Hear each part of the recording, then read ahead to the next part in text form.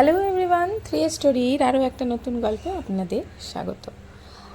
আপনারা এর আগের এপিসোডে দেখেছেন যে আমরা কলকাতা থেকে পুরুলিয়া এসেছিলাম ঘাটশিলা দুয়ারসিনির পথ ধরে, আর তারপরে আমরা উঠেছিলাম ঝালদা সেক্টর 1-এর যাজাহাতু গ্রামে বনপাহাড়ি ইকো স্টেতে। এই বনপাহাড়ি ইকো স্টের যাবতীয় ডিটেলস, কন্ট্যাক্ট নাম্বার আর মোটামুটি কীরকম কী ট্যারিফ লেগেছে তা কিন্তু আমি আমার ডেসক্রিপশন বক্সে দিয়ে দেব। আপনারাও যদি অফবিট পুরুলিয়া ঘুরতে চান তাহলে কিন্তু অবশ্যই এখানে একবার ট্রাই করতে পারেন। তবে হ্যাঁ, হোটেলের মতো বিলাসবহুল ব্যবস্থা কিন্তু নেই, কিন্তু যদি প্রকৃতির মাঝে একটা ছোট্ট গ্রামের মধ্যে একদম সাদামাটাভাবে থাকতে চান তাহলে অবশ্যই কিন্তু একবার ট্রাই করে দেখতে পারেন। এবার একটু ঘুরে দেখে নিন এই বনপাহাড়ি ইকোস্টে ঠিক কীরকম। এই যে একটা ছোট্ট গ্রাম দেখতে পাচ্ছেন, এই ছোট্ট গ্রামের মাঝে সমস্ত গ্রামবাসীদের বাড়ির মাঝখানেই কিন্তু এই একটি ছোট্ট ইকোস্টে। গেট দিয়ে ঢোকার পরেই আপনার মনে হবে যে এটা কোনো হোটেল না, যেন একটা কারোর বাড়িতে এসেছেন। এত সুন্দর করে সাজানো এদের বাগান।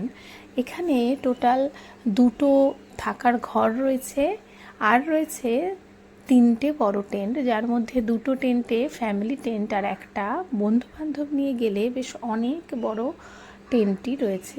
এছাড়াও যারা বাইকার থাকেন তাদের জন্য কিন্তু ডোম টেন্টের ব্যবস্থাও আছে। আপনারা একটু দেখে নিন যে মোটামুটি এখানে কীরকম কী ধরনের টেন্টগুলো রয়েছে। আর সামনে কিন্তু একটা বিশাল বড় পার্কিং স্পেস রয়েছে। এই যে ভিডিওটি দেখতে পাচ্ছেন এটা দোলের দিন সকালবেলা তোলা ভিডিও।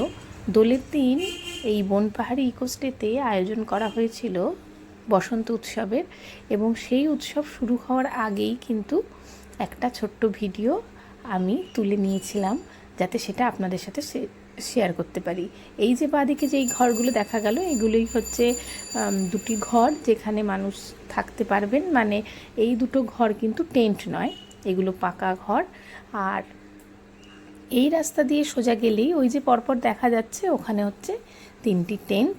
যেই 3টি টেন্টের মধ্যে প্রথম 2টি টেন্টে 4 জন করে থাকা যায় এবং পরের টেন্টটিতে প্রায় 10 জন থাকা যায়। আমাদের কিন্তু ওই পরের টেন্টই বুকিং করা ছিল, আর এর আগের একটা টেন্ট বুকিং করা ছিল। এই 2টো টেন্টে আমরা মোটামুটি প্রায় 15 জন মতো ছিলাম, ইনক্লুডিং কিন্তু আমাদের ছোট ছোট বাচ্চা।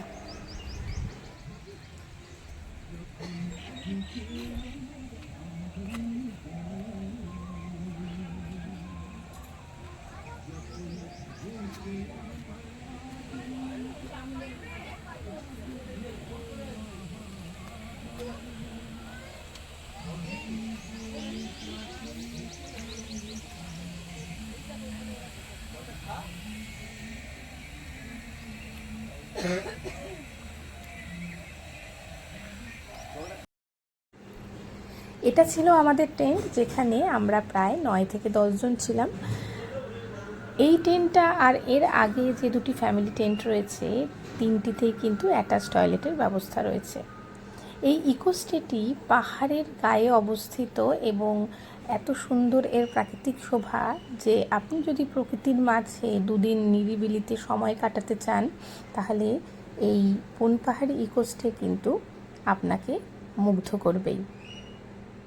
আর এরপর আমাদের দোলের উৎসব শুরু। তোরা আয় ভিতরে, খেলবি ওদের সাথে, আয় ভিতরে।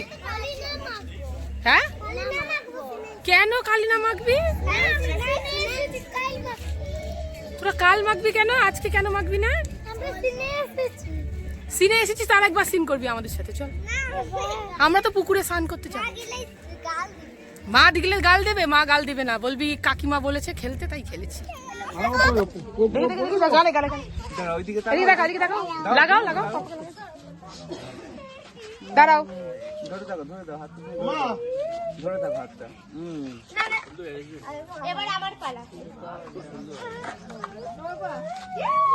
তুমি পড়াও, গলায় মালাটা পড়াও। আরে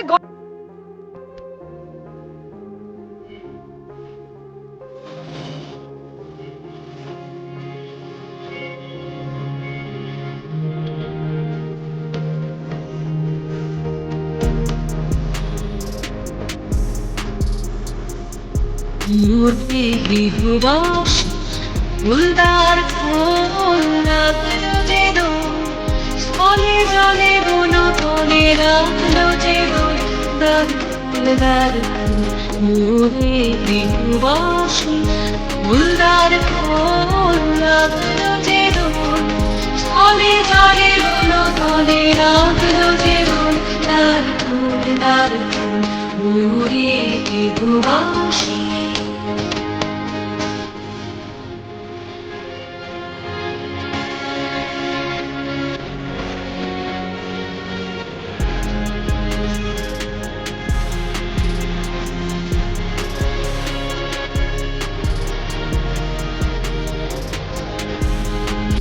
রাঙা হাসি রাশি রাশি অশোকে পলাশে, রাঙা রেশা মেঘে মিশা প্রভাত আকাশে, রাঙা হাসি রাশি রাশি অশোকে পলাশে, রাঙা রেশা মেঘে মিশা প্রভাত আকাশে, নবীন পাতায় লাগে রাঙা হিল্লোল, দ্বার ফুল মোরে গৃহবাসী ফুলদার ফুল লাগলো যে দোল, স্থলে জলে বনতলে রাখলো যে দোল, দ্বার ফুল মোরে গৃহবাসী।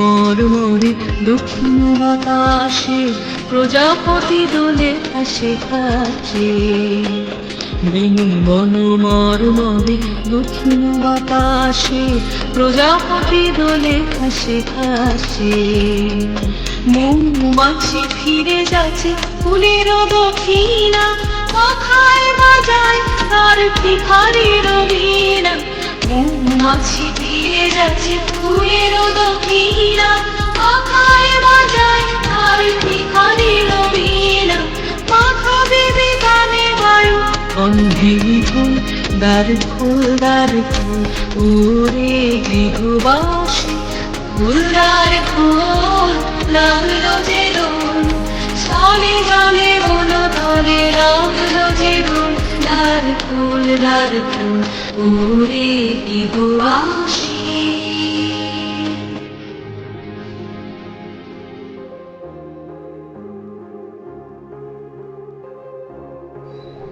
কেমন লাগলো আমাদের এই দোলের ভিডিও অবশ্যই কমেন্ট করে জানাতে ভুলবেন না। আর হ্যাঁ, ভিডিওটি ভালো লাগলে লাইক করবেন।